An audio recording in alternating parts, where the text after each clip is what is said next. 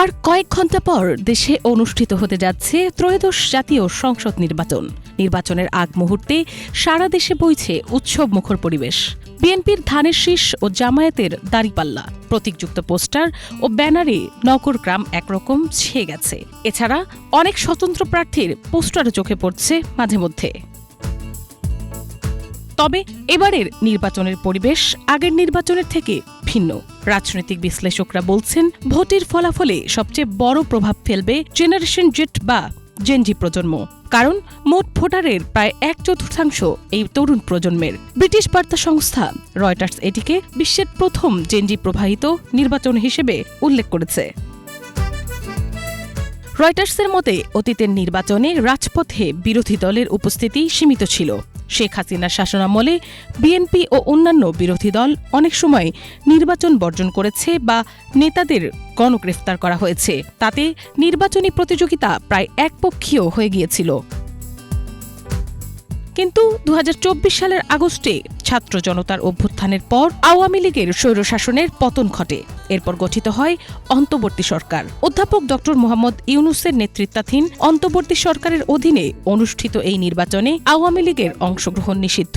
বিশ্লেষকরা বলছেন, 2009 সালের পর এই নির্বাচন হবে দেশের প্রথম সত্যিকারের প্রতিযোগিতামূলক জাতীয় নির্বাচন। রয়টার্সের প্রতিবেদনে উল্লেখ করা হয়েছে, বিএনপি জয়ী হওয়ার সম্ভাবনা থাকলেও জামায়াত শক্ত প্রতিদ্বন্দ্বিতা গড়ে তুলেছে। 30 বছরের কম বয়সী তরুণদের নেতৃত্বে উদ্বুদ্ধ নতুন দল জাতীয় নাগরিক পার্টি তাদের হাসিনা বিরোধী আন্দোলনকে নির্বাচনী ভিত্তি হিসেবে ব্যবহার করতে ব্যর্থ হয়েছে। নির্বাচনে তারা জামায়াতের সঙ্গে জোট করেছে।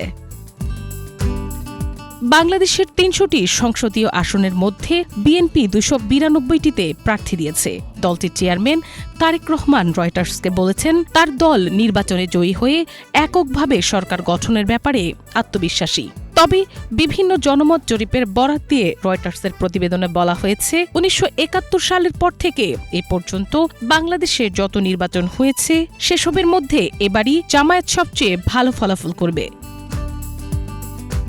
বিশেষজ্ঞরা বলছেন, শেখ হাসিনার নেতৃত্বাধীন সরকারের পতনের পর থেকে দেশের রাজনৈতিক ও অর্থনৈতিক অস্থিতিশীলতা চলছিল। এই নির্বাচনের ফলাফল দেশ ও এশিয়ার পরাশক্তি চীন ও ভারতের সঙ্গে সম্পর্কেও বড় প্রভাব ফেলবে। এছাড়া এই নির্বাচনে ভোটারদের 25%ই তরুণ প্রজন্ম বা জেনজি। তাদের সিদ্ধান্ত কিংবা পছন্দও ভোটের ফলাফল নির্ধারণে গুরুত্বপূর্ণ ভূমিকা রাখতে পারে। মিনালা দিবা, বাংলা ভিশন।